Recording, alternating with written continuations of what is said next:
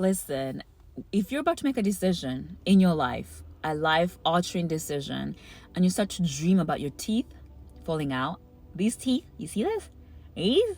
In the spiritual realm, they're falling out. You're like, whoa, one tooth is coming out, this other tooth is coming out, this other tooth is coming out. You are losing your teeth in the spiritual realm.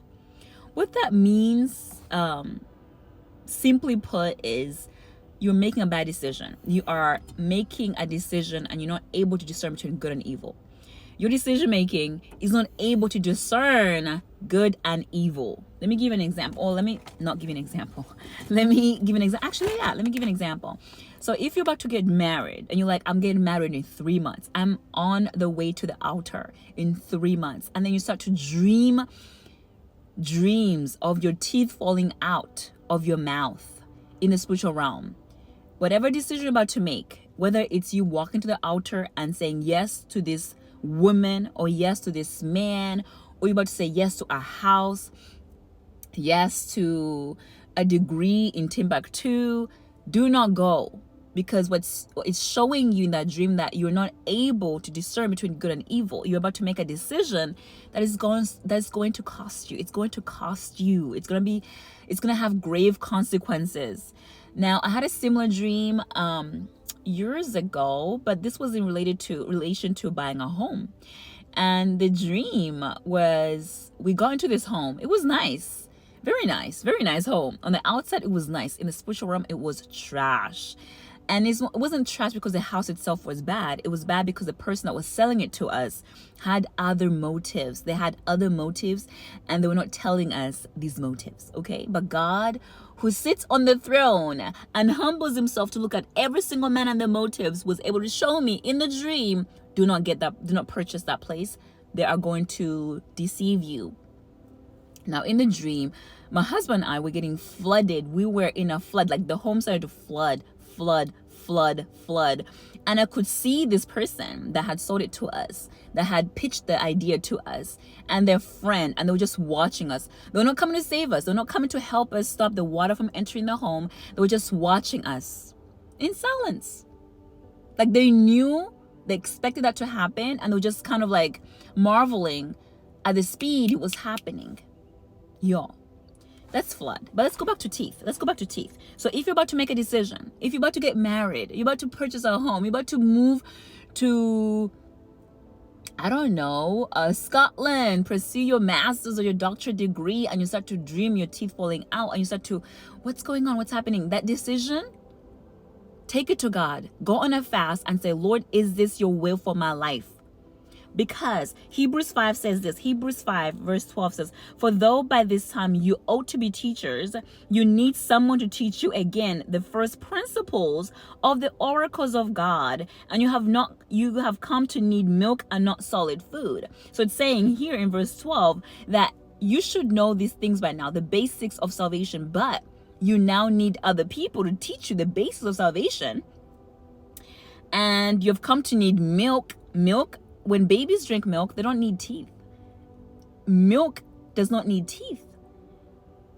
But solid food requires teeth, right? Verse 13. For everyone who partakes only of milk is unskilled in the word of righteousness, for he is a babe.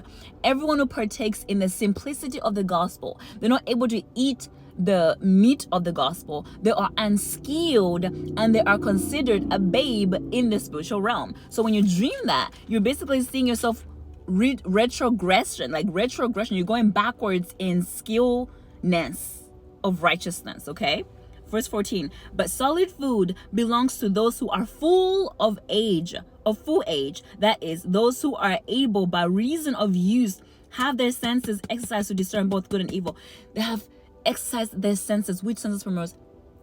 I'm getting so excited. The senses of the spiritual realm. You have sensed your senses in spiritual realm. You're able to hear spiritually. You're able to see spiritually. You're able to smell spiritually. You're able to feel spiritually. You are able to feel and hear and smell and see because you have exercised the senses of the spiritual realm. Your senses that are spiritual in nature, you have exercised them, and you are able to discern.